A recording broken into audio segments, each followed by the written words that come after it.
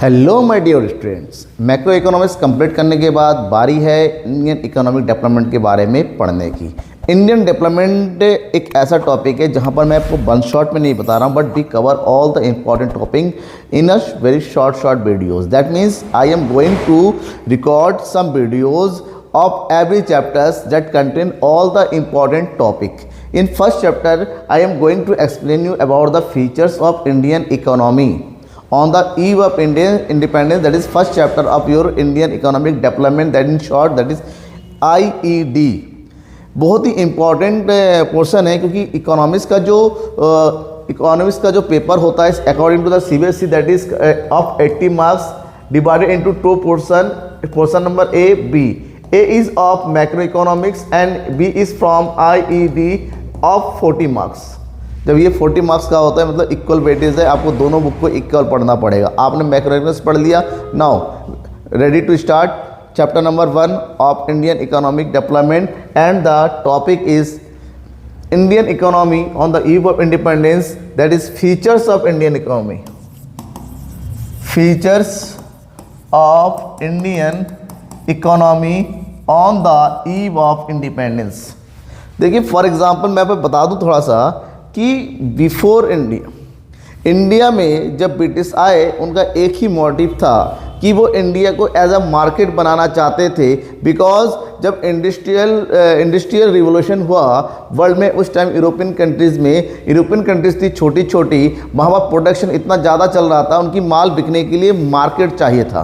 क्योंकि वो अपनी कंट्री में सारे कंट्रीज़ में फैक्ट्री बन चुकी थी, बड़ी बड़ी कंपनियाँ लग रही थी, प्रोडक्शन यूनिट्स लग रहे थे। वो अपना जो प्रोडक्शन है, वो अपना जो प्रोडक्ट है, जो फाइनल गुड्स है, वो बेचेंगे कहाँ पर? उनको मार्केट की ज़रूरत थी। ऊपर से प्रोडक्शन करने के लिए चाहिए रॉ मटेरियल, तो एक ऐसी जगह जहाँ पर माल बेच भी सके और जहाँ से वो रॉ मटेरियल खरीद भी सके, तो उनको मार्केट की ज़रूरत थी। तो ऐसे मार्केट को ढूंढते ढूंढते वो इंडिया में आए, यानी कि भारत में आए, और इंडिया को उन्होंने लगा ये तो बड़ा ज़बरदस्त मार्केट है, यहाँ के लोग अभी भी पुराने हिसाब से रह रहे हैं, हम यहाँ को अपने हिसाब से एक बढ़िया मार्केट डेवलप कर सकते हैं। और यहाँ पर जो है in India it is the very rich of raw materials और वेरियस टाइप ऑफ रिसोर्सेज। तो इंडिया को बहुत बढ़िया जो है रॉ मटेरियल का सोर्स उन्होंने माना।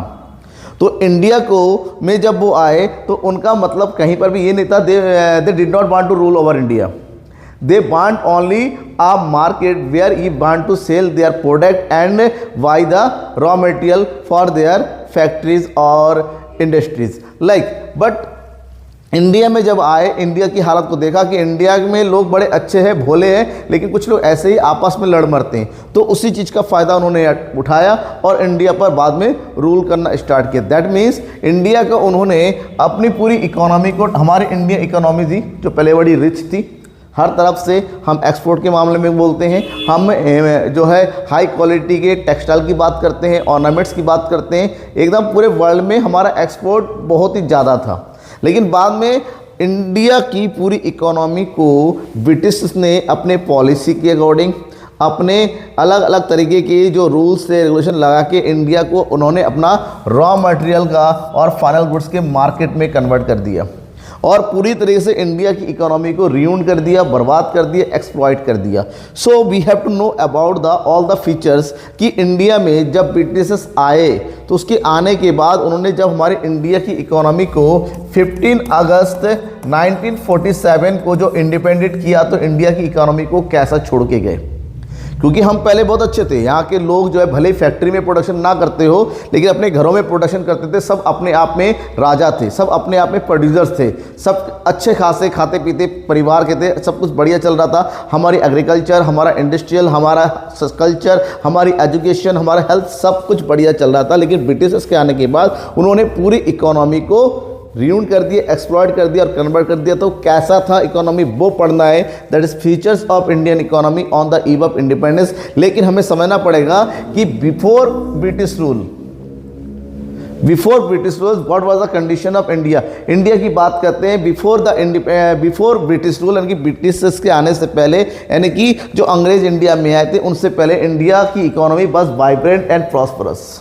हमारी इंडिया की इकोनॉमी बहुत ही प्रॉस्परस इकोनॉमी थी, पैसों की कमी नहीं थी। दैट इज, इसको कहा जाता वर्ल्ड ऑफ गोल्ड, सोने की चिड़िया कहा जाता था। लोगों के पास इतना पैसा था क्योंकि सबके सब प्रोड्यूसर थे।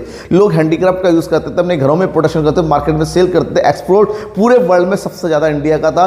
पूरे वर्ल्ड में जितने भी राजा महाराजा सब इंडिया के फाइन क्लॉथ्स की डिमांड करते थे। So our economy was very vibrant and prosperous. In the agriculture front it was a self contained rural economy. हमारी इकोनॉमी रूरल इकोनॉमी थी। हमारे यहाँ पर शहर कम थे, शहर जो भी थे राजा महाराजा के थोड़े बहुत थे, लेकिन वो भी छोटे छोटे लेवल थे। लोग गांव में रहते थे, गांव में प्रोडक्शन करते थे, गांव में सब कुछ होता था। रूरल इकोनॉमी थी। Industrial sector was the world famous handicraft. हमारा जो इंडस्ट्रियल सेक्टर था वो हैंडीक्राफ्ट पर डिपेंड था। लोग अपने घरों में ही प्रोडक्शन करते थे, छोटे छोटे लेवल पर प्रोडक्शन करते, लेकिन क्वालिटी बिल्कुल फाइन थी।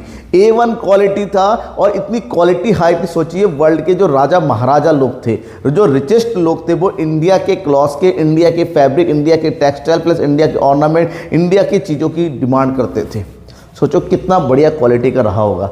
Our exports enjoyed the global reputation. उस समय वर्ल्ड में सबसे ज़्यादा एक्सपोर्ट करने वाली कंट्री हमारी इंडिया ही थी, जिसको अंग्रेजों ने पूरी तरीके से ऐसे बर्बाद किया कि उनके जाने के बाद हमारे पास इंपोर्ट ऐसे सामानों का करना, इंपोर्ट करने के अलावा कुछ बचा ही नहीं। पूरी तरीके से हमारी इकोनॉमी को उन्होंने क्या कर दिया, बर्बाद कर दिया। जहाँ हम जो है प्रॉस्परस थे, बिल्कुल हमारा जो इंटरनेशनल ट्रेड था वो हाई क्वालिटी था। हम जो है वर्ल्ड के पूरे दूर दराज एरियाज तक फैले हुए थे, लेकिन ब्रिटिशर्स ने कुछ ऐसा किया कि सब कुछ किया कराया बटाधार हो गया। हमारी इकोनॉमी पूरी तरीके से एक्सप्लॉइट हो गई। जब एक्सप्लॉइट हो गई तो इकोनॉमी कैसी थी? तो the exploitation and transformation of Indian economy during British rule. उन्होंने क्या किया, उन्होंने ब्रिटिशर्स ने हमारी इकोनॉमी को, हमारे जो नेचुरल रिसोर्स को यूज़ करना शुरू कर दिया एज ए रॉ मटेरियल। हमारे यहाँ के रिसोर्स को जो रूल किया, सब कुछ उनके हाथ में चला गया, पूरे रॉ मटेरियल को यूज़ किया। And the Indian markets use as a demand destination. और हमारी मार्केट को उन्होंने अपने फाइनल गुड्स को, अपने प्रोडक्ट को बेचने का एक जरिया बना दिया, एक मार्केट बना दिया। बस पूरी इकोनॉमी को, हमारी कंट्री को, इंडियन कंट्री को उन्होंने कंट्री माना ही नहीं, उन्होंने केवल मार्केट समझा कि it's a market where we purchase the raw material and अब we are going to sell our products, that's all. Market के हिसाब से उन्होंने जो किया, इंडिया का डेवलपमेंट किया। इसके अलावा उन्हें इंडिया को इंडिया समझा ही नहीं कभी भी। So what are the basic features of Indian economy on the eve of independence? The basic feature की बात करते हैं। Number 1 is stagnant economy. What is the meaning of stagnant? Stagnant means very slow rate.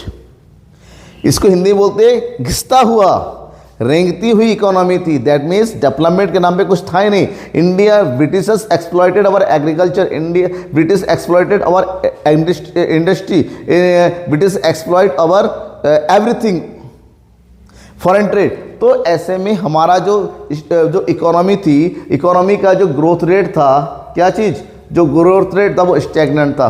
पूरी तरीके से हम जो है बर्बाद हो गए। हमारा जो ग्रोथ रेट था 1.5 से नीचे था, बिलो था। इवन हम कह सकते थे हमारा ग्रोथ रेट माइनस में। जब वर्ल्ड की कंट्री ग्रोथ कर रही थी, इंडस्ट्रियल सेक्टर में आगे बढ़ रही थी, वहीं पर ब्रिटिशर्स ने हमारी कंट्री को बिल्कुल ऐसे मोड़ पे लाके खड़ा कर दिया जहां पर हम कुछ नहीं कर सकते थे। They exploit our economy. That is first half the 12th century was less than 2% and the growth rate in the per capita output was merged 0.5%। मतलब हमारी इकोनॉमी का ग्रोथ रेट देखिए 2% था फर्स्ट, उसके बाद पहले 1% था, फिर हमारा पर कैपिटा इनकम, पर कैपिटा मतलब टोटल इनकम को डिवाइड किया जाता टोटल पॉपुलेशन से, तो निकल के आता पर कैपिटा, वो था 0.5% ग्रोथ रेट। मतलब कहने के लिए ना के बराबर।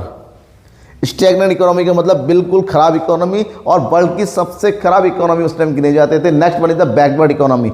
बैकवर्ड इकोनॉमी मींस पिछड़ा। हमारी इकोनॉमी बिल्कुल लोअर क्लास की हो गई थी। हमारी इकोनॉमी में डेवलपमेंट के नाम पे कुछ नहीं था, एंड हमारी economy is known as the backward economy.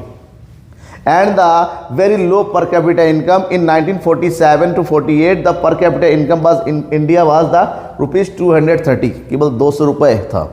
आज के डेट में हमारी पर कैपिटा इनकम लैक्स में है, और उस समय 230 रुपीज़ था। सोचो क्या कंडीशन रही होगी।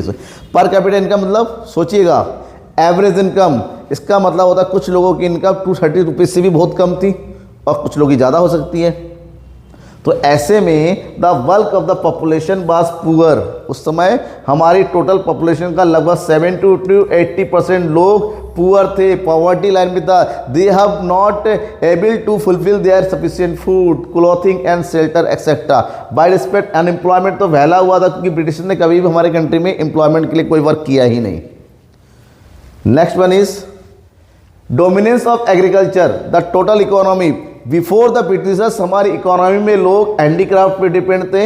इसका मतलब सबके सब प्रोड्यूसर्स थे। कुछ लोग एग्रीकल्चर का वर्क करते थे, इनफ था प्रोडक्शन अपने के लिए, और बाकी लोग अपने सोर्स ऑफ इनकम के लिए वो लोग क्या करते थे, हैंडीक्राफ्ट पे डिपेंड थे। इसका मतलब दोनों मिला के बहुत बढ़िया था। लेकिन बाद में उन्होंने हमारी इंडिया की हैंडीक्राफ्ट को पूरी तरह से एक्सप्लॉइट कर दिया। And the people who are dependent agriculture they are now forced to depend on the agriculture. जो लोग पहले हैंडीक्राफ्ट पे थे, हैंडीक्राफ्ट की इंडस्ट्री बर्बाद हो गई, अब वो क्या करेंगे, पेट पालने के लिए कुछ तो करना पड़ेगा, तो वो लोग एग्रीकल्चर पे डिपेंड हो गए। तो इंडिया की इकोनॉमी पूरे एग्रीकल्चर डोमिनेट हो गई। That means agriculture sector dominate the Indian economy as the principal source of livelihood because our industrial sector was fully exploited by the Britishers. So nearly 72% of people are engaged in agriculture। सोचिएगा 100 लोगों में से 72% people जो था agriculture पे depend थे, बाकी 28% लोग क्या थे, दूसरे सेक्टर में वर्क करते थे। This was very poor condition for the India. The contribution of agriculture of GDP was only 50%। मतलब 72% लोग एग्रीकल्चर करते थे, लेकिन उनका कंट्रीब्यूशन था ओनली 50%। मतलब प्रोडक्टिविटी के नाम पे एग्रीकल्चर में कुछ नहीं था। Next is bleak industrialisation. चलो खैर, किसी भी होता ना कि एक चीज़ खत्म करेंगे तो दूसरा प्रोडक्शन सही होगा, ब्रिटिशर्स ने वो भी नहीं किया। Britishers ruined our handicraft industry. तो हमारे यहाँ पर मॉडर्न इंडस्ट्री लगनी चाहिए थी, लेकिन ब्रिटिशर्स ने मॉडर्न इंडस्ट्री के नाम पे हमारे यहाँ पर बिल्कुल कुछ भी नहीं किया। जो भी इंडस्ट्रियलाइजेशन हुआ वो ऐसा था कि हम गिन सकते थे कि यहाँ पर ये किया, वहाँ पर भी ये किया। मतलब द इंडस्ट्रियल प्रोसेस बिल्कुल ख़राब था इंडिया में। उन्होंने हमारा तो बर्बाद कर दिया, लेकिन जो मॉडर्न इंडस्ट्री वो भी स्टेब्लिश किया। नाम के लिए कुछ इंडस्ट्री, सूरत में कुछ टेक्सटाइल इंडस्ट्री लगाया, बंगाल में जूट का लगाया था, ठीक है, मुंबई में कुछ और लगा दिया। कुछ इंडस्ट्री उन्होंने डेवलप किया, और वो ऐसी इंडस्ट्री थी जिसको वो बाहर नहीं लेके जा सकते थे, मजबूरी में लगाया। मतलब heavy industry slowed a bleak growth. We were dependent upon the imports of Britain's. हमारे पास कुछ भी नहीं था, हमारी इंडस्ट्री डेवलपमेंट नहीं हुआ था, तो हमें जो बेसिक नीड थी उसके लिए हम ब्रिटेन पर पूरी तरीके से डिपेंड होते चले गए। Heavy dependence on imports because हमारा हैंडीक्राफ्ट पूरी तरह से एक्सप्लोर कर दिया गया था। Now we was dependent upon the imports, fully dependent. हमारी जो ज़रूरत की थी, हमें कपड़े चाहिए, हमें दूसरे रहने के लिए दूसरे एक जो है इम्पोर्टेंट आइटम्स चाहिए, इक्विपमेंट्स चाहिए, एंड कैपिटल गुड्स चाहिए। दिस ऑल थिंग्स, सब कुछ वी वर इम्पोर्टेड। हम क्या करते थे, इम्पोर्ट करते थे। हम machinery and related equipments, imports of defense equipment, several consumer goods like sewing machines, kerosene oil, bicycle, etc. These all things we are imported from the Britain, क्योंकि हमारी handicraft industry को पूरी तरीके से क्या कर दिया था, रियून कर दिया, बर्बाद कर दिया। Next is limited urbanisation.